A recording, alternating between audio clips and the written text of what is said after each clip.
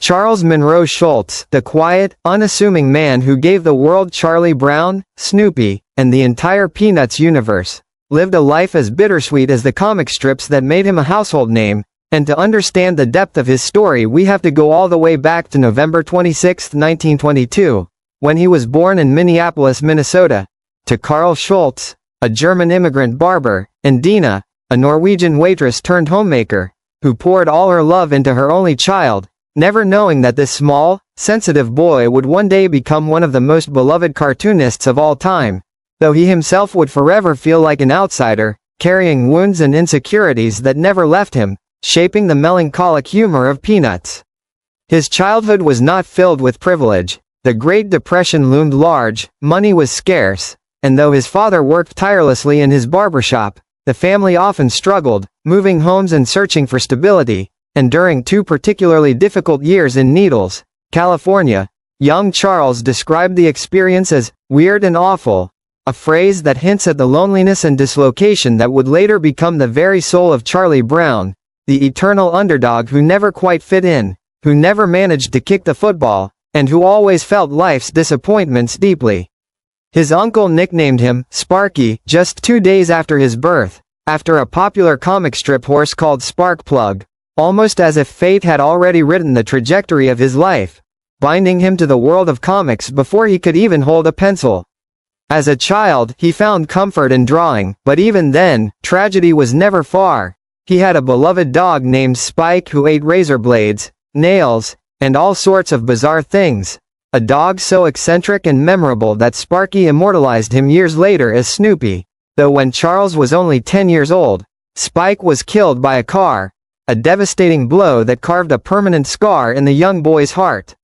His mother, Dina, was one of his earliest champions, encouraging his art even when the family barely had enough to eat, but heartbreak struck again when she was diagnosed with cervical cancer and passed away in 1943. Just days before Charles was drafted into the U.S. Army, leaving him with a grief so profound it never truly faded, a grief that would quietly seep into the loneliness and quiet sadness of his characters.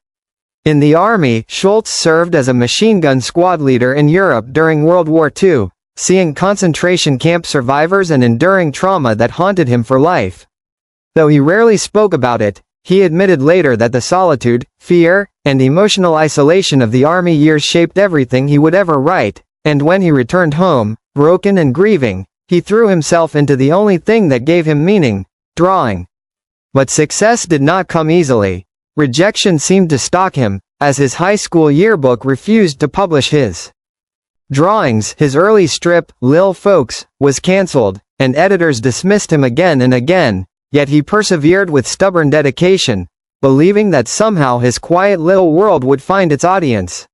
In 1950, United Feature Syndicate finally picked up his strip, but to his horror, they rejected his preferred title and instead slapped on the name, Peanuts, a name Schulz loathed for the rest of his life, calling it undignified and belittling, but powerless to stop it, he swallowed the humiliation, signed the contract, and on October 2, 1950, Charlie Brown stumbled onto the comics page for the first time.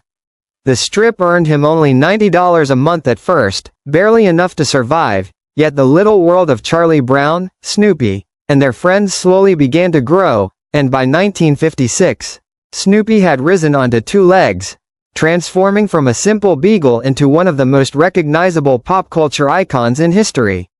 Schulz's genius lay in taking the small struggles of life, losing a kite to a tree, being left out by friends, failing to kick a football, and elevating them into universal truths, blending humor with melancholy in a way that children laughed at and adults recognized with a painful smile, because everyone knew what it felt like to lose, to be left out, to hope against hope and fail anyway.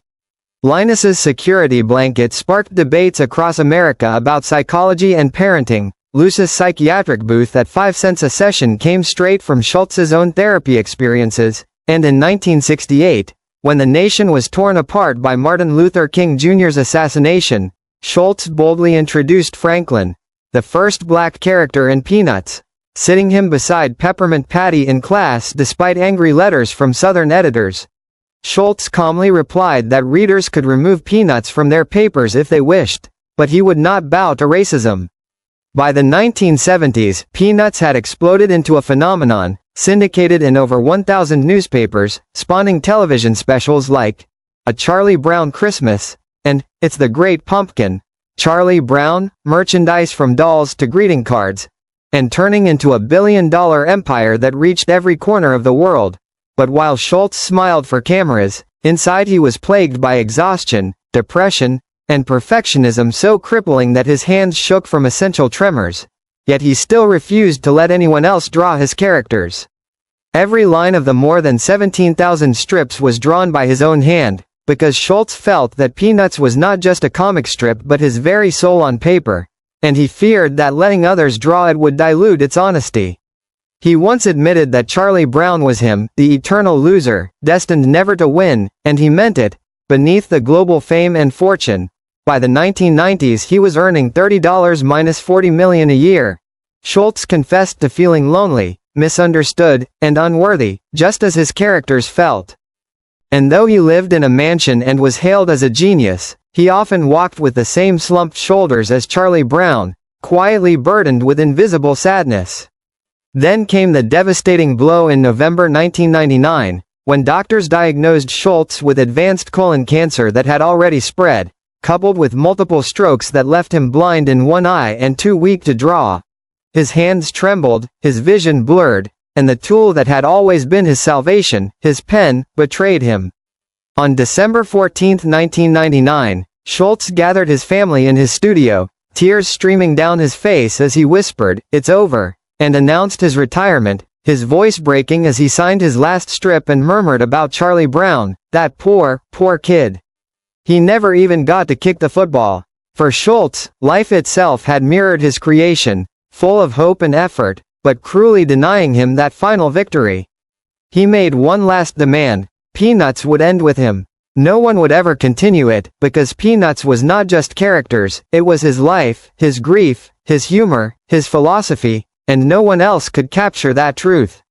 On February 12, 2000, the night before his final Sunday strip was scheduled to run, Charles Schulz died in his sleep at the age of 77, as if the universe had arranged for him to take his final bow at the exact moment his work concluded, a timing so poetic that fans across the world wept as though they had lost a family member.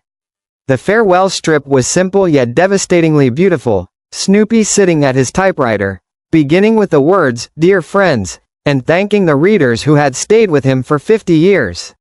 At its height, Peanuts appeared in 2,600 newspapers in 75 countries, translated into 21 languages, and read by 355 million people every single day, making Schulz the most famous cartoonist the world has ever known. Yet behind every laugh, every Snoopy dance, and every Lucy football gag was a man who carried the ache of losing his mother too young, the loneliness of a soldier far from home, the sting of rejection, and the fear of never being enough. Charles Schulz gave the world joy, but lived a life shadowed by sadness, a life in which he often felt like Charlie Brown himself, forever reaching, forever hoping, and forever missing the kick. And yet perhaps that was his greatest gift. By showing us Charlie Brown's failures, Snoopy's dreams, Linus's doubts, and Lucy's frustrations, he reminded us that to be human is to stumble, to long, to laugh through the pain, and to find comfort in the small, fragile hope that tomorrow we might try again, and in doing so, Schulz transformed his own sorrow into a legacy of love that will never fade, a reminder that even when life denies us the kick, there is still beauty in the trying.